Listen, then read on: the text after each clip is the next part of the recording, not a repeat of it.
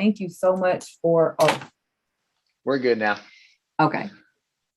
Good afternoon, everyone. Thank you for hopping on this afternoon. I know it is a Monday, and if you've been feeling like me, it is definitely a Monday, as in what can happen has happened, and hopefully it will kind of be a little bit more smooth sailing for it if it is kind of been hectic already. So first, I will start off with the Ethics Act statement. It is the duty of committee members to avoid conflicts of interest and appearances of conflicts of interest in performing the duties as a member of the Communications Committee and the North Carolina State Bar. Any member of the committee who is aware of any personal conflicts or appearances thereof with respect to the matters before this committee should disclose those at the meeting. So you can either do so now, or if later on as we're talking, you realize that there is a conflict, if you could just let us know then.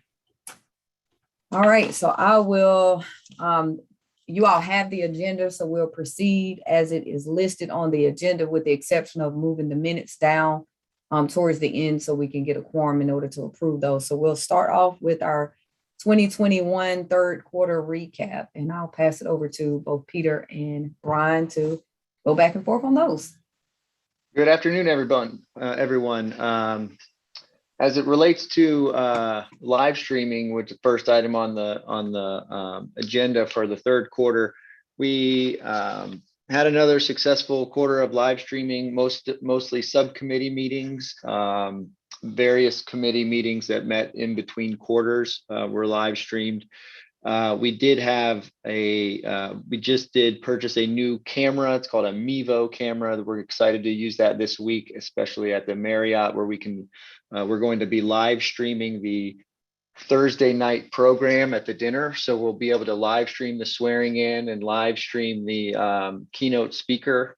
And hopefully then we'll be able to live stream the council meeting in better quality with better sound on Friday as well. So I'm excited to try out this new little piece of equipment we got.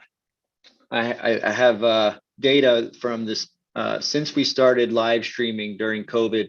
We've live streamed over 300 different meetings, and so I think that's something for us to be proud of, that we've really actually increased our transparency a great deal during this time when it was hard to do anything else. We really were able to show off our transparency, which is a really good thing.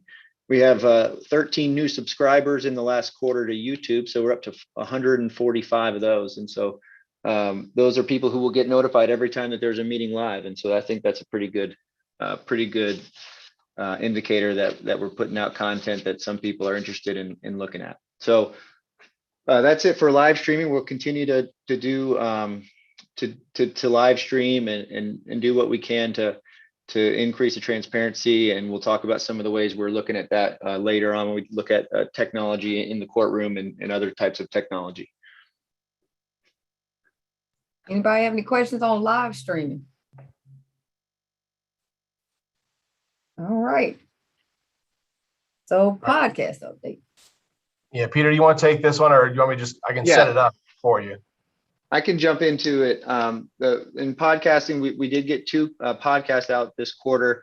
The bright spot in podcasting was Mark and I were able to, Mark interviewed Geeta Kapoor as it relates to her book about racial integration and segregation at the University of North Carolina, Chapel Hill. And so we were able to transcribe that interview, and Mark turned it into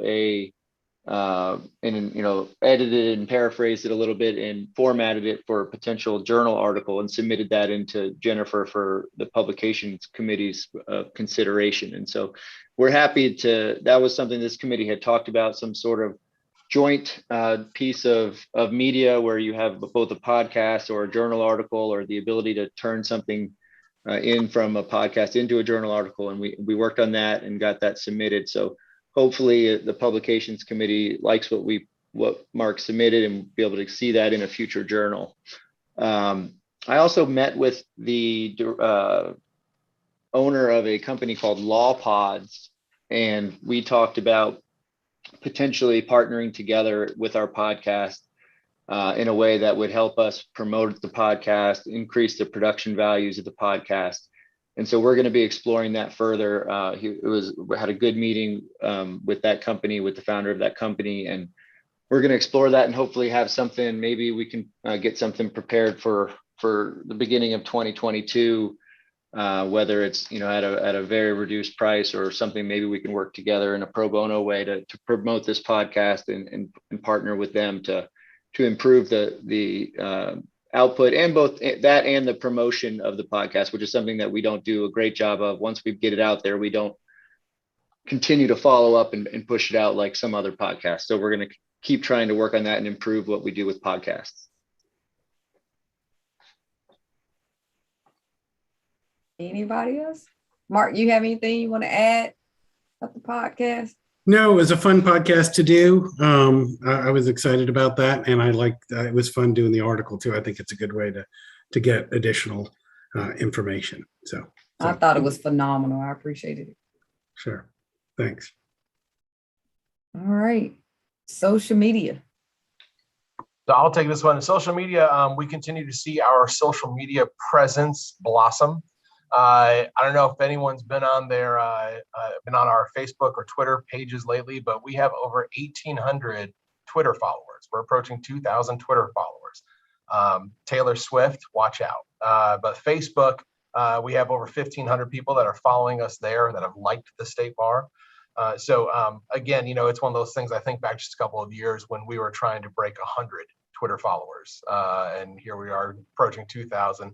I think that's something that we're going to continue to look for opportunities to send out material, tweets and different Facebook posts and so forth. But that continues to grow. There hasn't been any sort of unusual activity like we have sometimes brought to the committee in the past as far as what sort of policies to adopt or anything like that. So it just kind of remains status quo, but certainly does continue to grow. If anybody has any questions about our social media presence, though.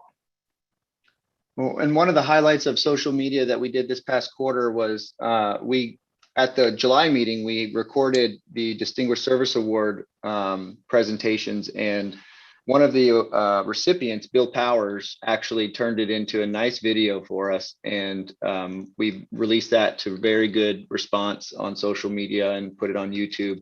So if you haven't seen that, check it out. It's on the State Bar's YouTube page. It's a relatively short but well edited and with good production values kind of way to see who received the Distinguished Service Awards last July. Yeah, it was really good. All right. All right, keeping my eye open. Communication with district bars. Yeah, so that one fell through the cracks this quarter.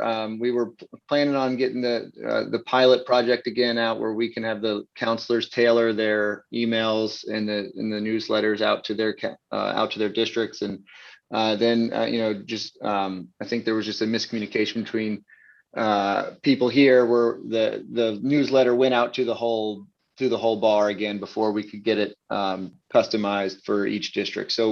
But we've got a process in place and a plan for this coming quarter. We're going to do that after the October meeting, and we're going to ask some counselors that have previously volunteered, and we're going to contact them and give them the option to do this customization and get those things out. And I think the template and plan is going to work, and we'll just get it out this quarter. I appreciate that, Peter. I really encourage everybody on this committee, especially if you hadn't already volunteered, to please consider volunteering to be a part of that pilot, because I think that would be something really good for us to go back to it, because it just means something different when you receive a personalized newsletter or personalized information coming from your state bar counselor, as opposed to just the general one that comes from the overall state bar. So just as a reminder, that's what that's about. Did you have something else, Peter, you about to say? Well, I was just going to say, and anytime a counselor, if you ever want to talk, reach out to your district, if your district doesn't have a listserv or a staff member or anything, you can always get the email list from us. And for any communication you want to make, anytime in between quarters, or anytime if you want to just reach out to me or Tammy Jackson, and we'll get you that email list for your district, or a mailing list if you want to mail something. But we keep that updated every day. And so if there's something you want to get out, just let us know and we'll get you that list. Awesome. All right, update on courtroom technology study. Sure. So this is kind of following up on our discussions in July about the need to update, and really preceding that, but the need to update our courtroom technology here in the State Bar building with a couple of goals. One, just to make sure that all of our equipment is fully functional. Our equipment is approaching a decade in age.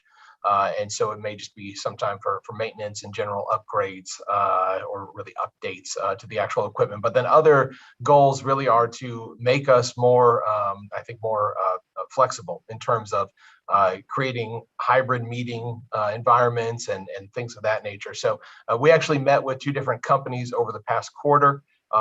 Both were local here in Raleigh. One was a smaller company, the other was a bit larger of a company. And we're still in the process of getting their full reports. We did receive one part of the larger company. I think had some really good ideas, and they broke down our needs in a very efficient way and an impressive way. And so they've already submitted one proposal, which is essentially kind of I guess you kind of think of it as that TV cart that was wheeled into the classroom whenever I guess when I'm thinking back to elementary school or something. But we're talking about a very, very fancy TV cart that comes in with a different type of camera, wide angle cameras, as well as microphones that can capture the full room and allow people to participate in a meeting through that very large screen on the cart. Via Zoom or whatever platform we choose to use.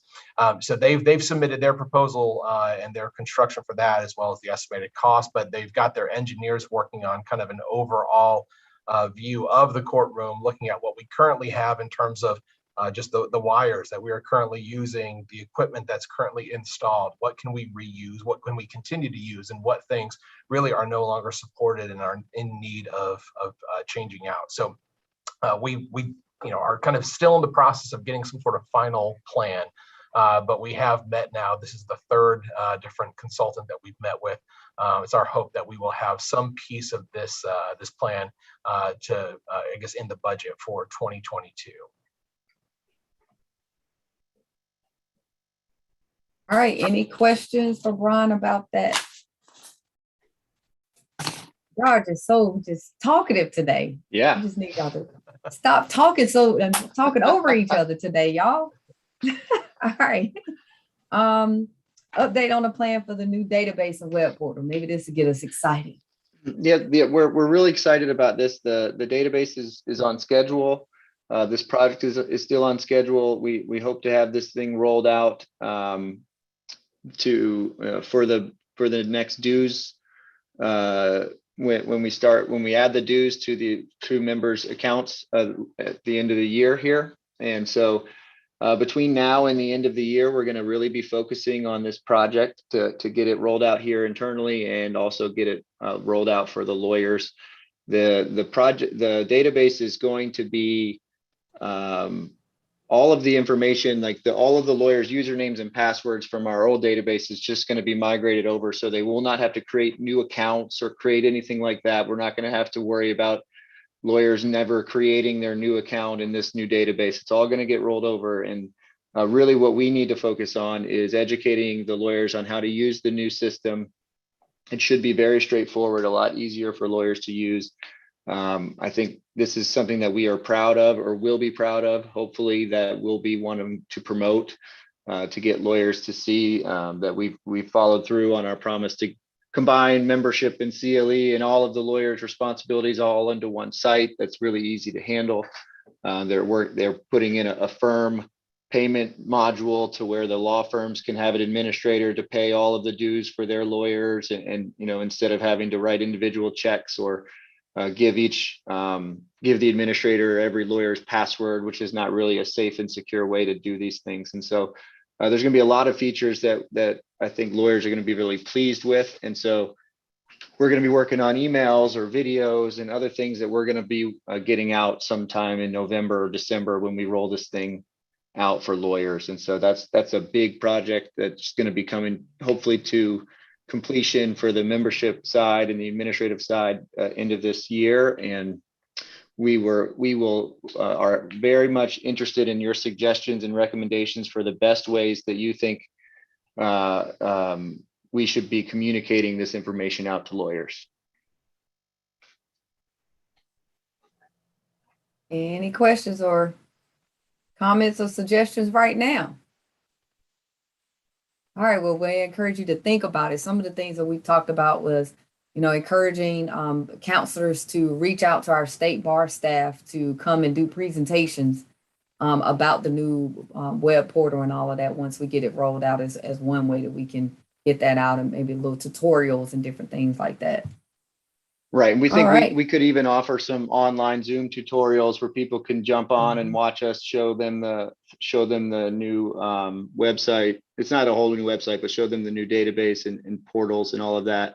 And we could do, 3 or 4 of those where lawyers can come on and see it, and we can do it live and they can ask questions, and which we're going to try to be as open and accessible and supportive of the lawyers as possible during the rollout.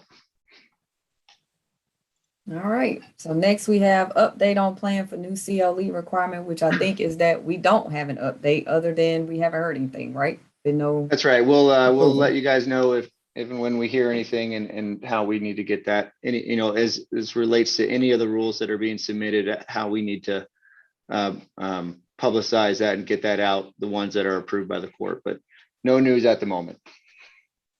All right. So next we have report from publications editorial boards. Jennifer on to give us a report. I'm here. Okay. But I don't usually give the report, and the editorial board hasn't met yet. Right. Yeah. I think, Jennifer, if you would just give us a little preview of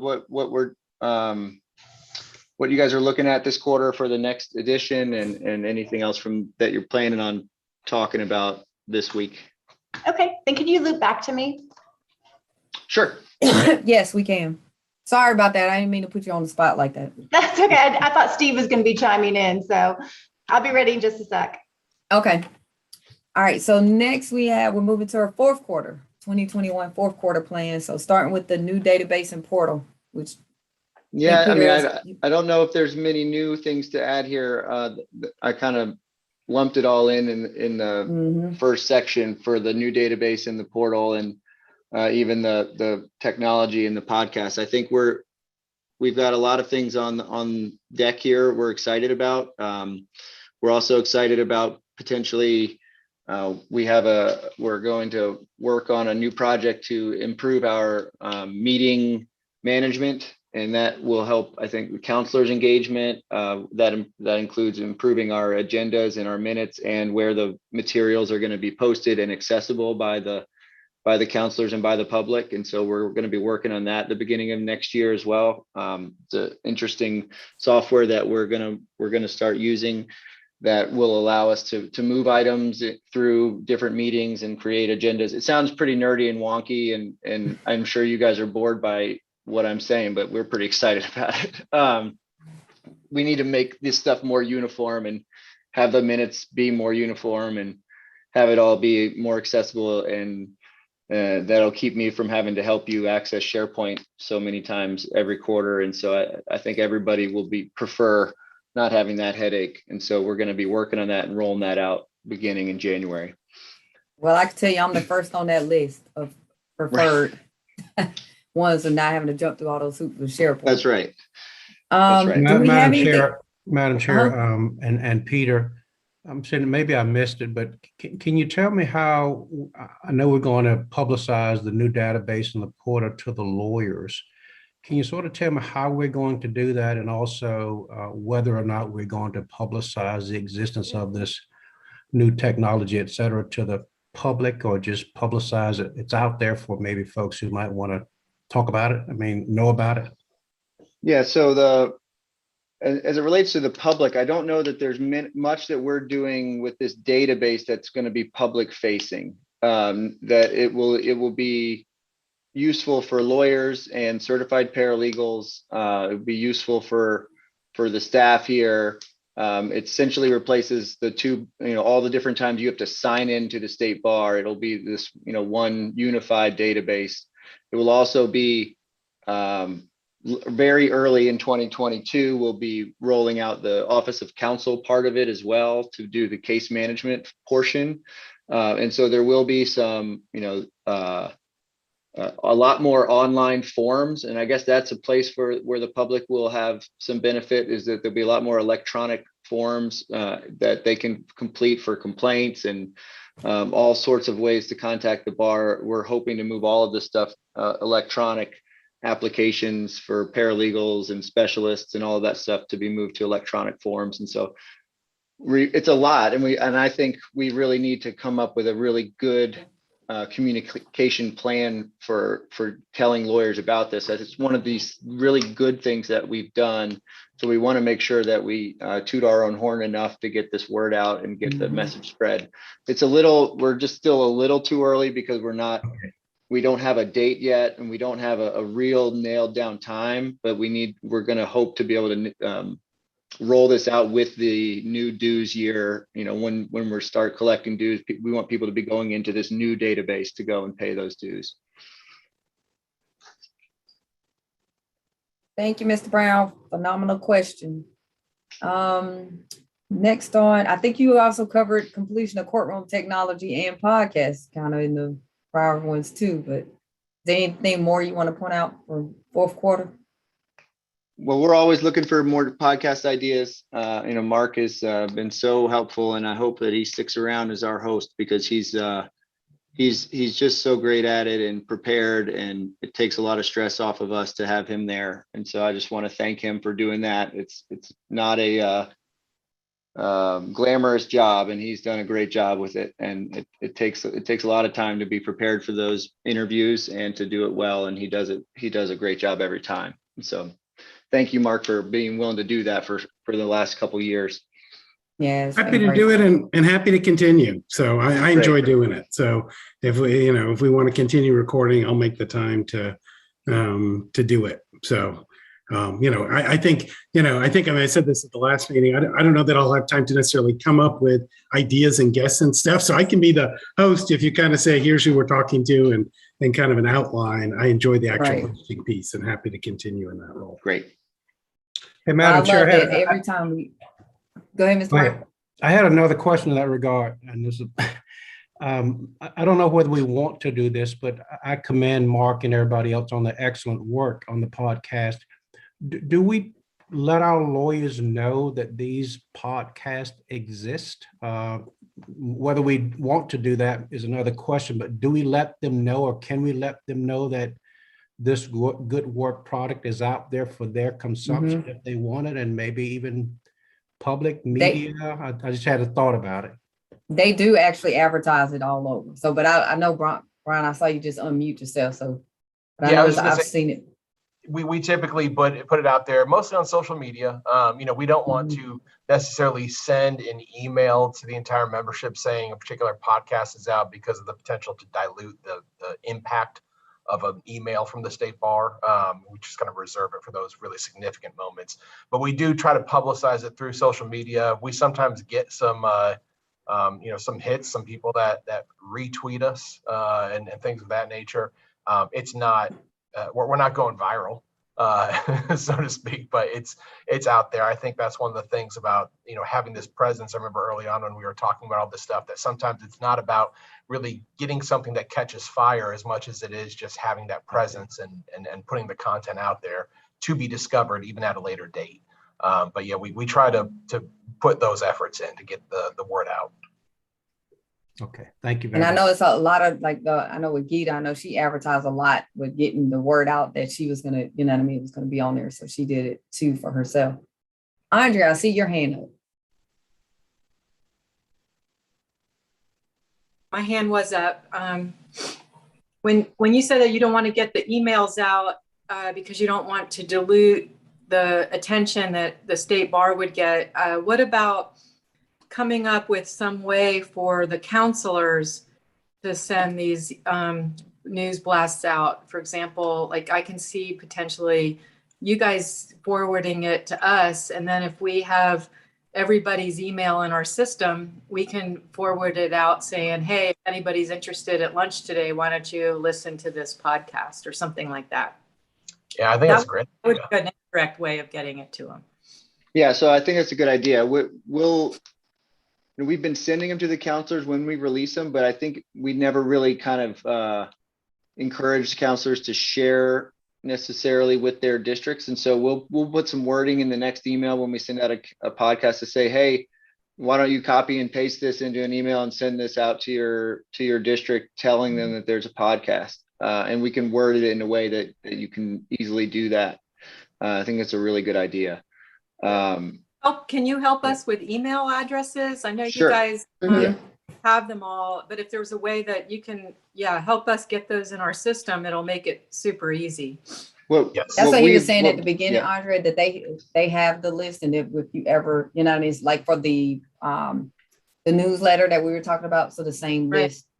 Yeah, Yeah. for sure. Yeah, and so what we did this past time, when we were going to try the pilot 2 quarters ago, I just created a Excel sheet on the council meeting SharePoint site that has the email lists for each district that you can just copy. You could then just copy them and paste them into Outlook. And so we just have to update that, before we, every quarter we'll update that list so you can get the most current email list for your district, and you could just pop on there and get it. And so we'll make that clear and give you the link and access to that so you can go on and get those email lists and just send them out that way. It's easier for some districts than others, but sending out 5,000 emails from Outlook for Wake County and Charlotte is quite a bear, but Yeah. it'll work. Yeah, they would definitely have to split theirs up because they're Yeah. a cap to how many you can send out Right. in a day anyway. So, all right, thank you, Andre. Was that it, or did you have And something else?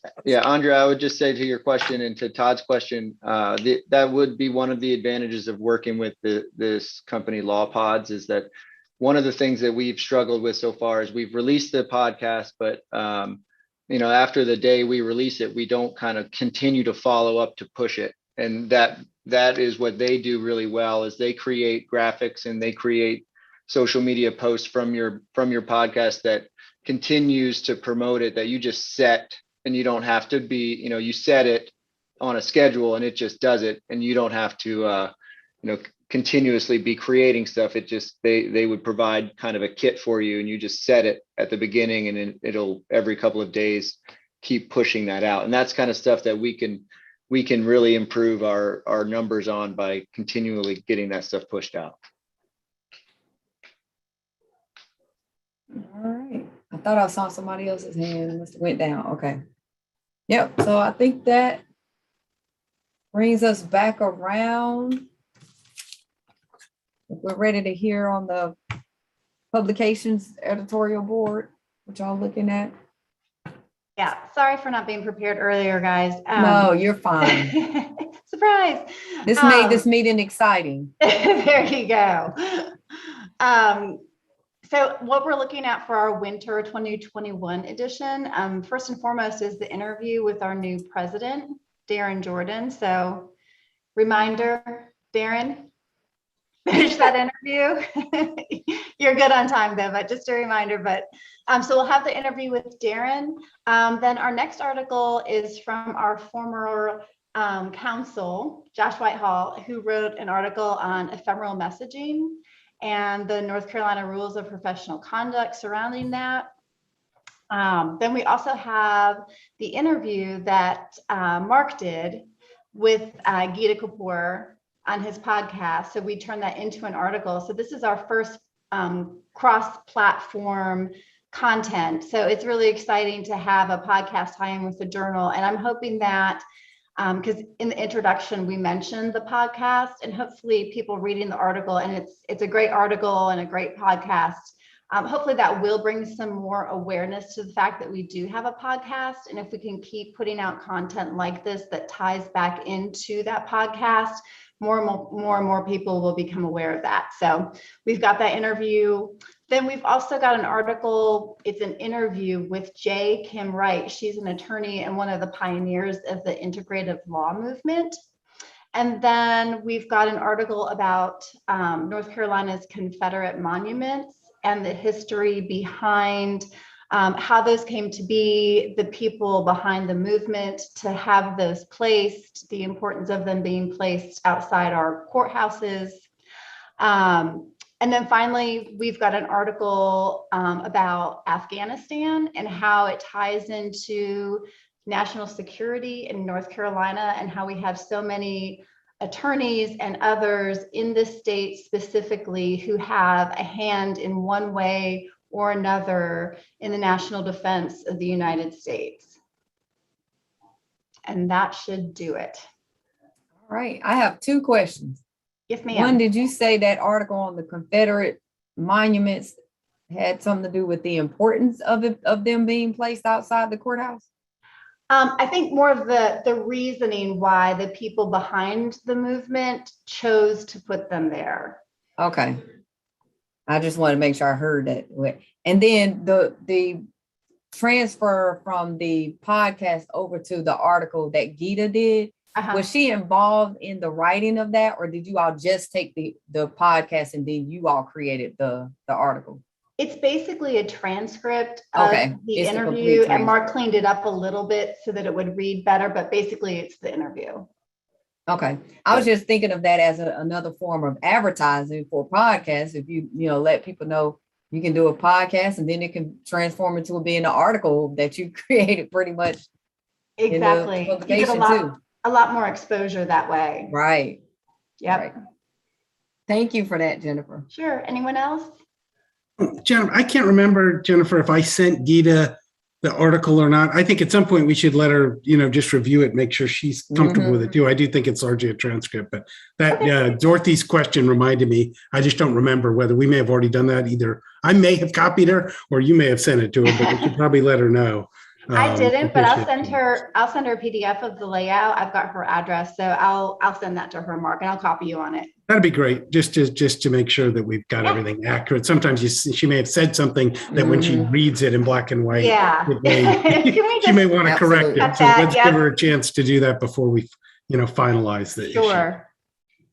Absolutely. Great. Any other questions from anybody or comments? All right, so I think that brings us back around. I think we have enough now, right, for approval of the July 2021 minutes. So if I will entertain a motion for those minutes. If you all have received them and should have reviewed them, and I will entertain a motion for approval of those minutes from July of 2021. I move to approve the minutes. Second. All right, Mr. Campbell, motion, and then Mark, I think you had seconded. All those in favor of approval of the July 2021 minutes, please say aye. Aye. Any opposed? All right, I think we have approval of the July 2021 minutes, and that is the only action item that we do have for today. And I think that covers everything. I just want to thank everyone again. We did have a pretty swift meeting today because y'all were just talking so much and everybody just felt like they just needed a break and want to just go and back to their respective places.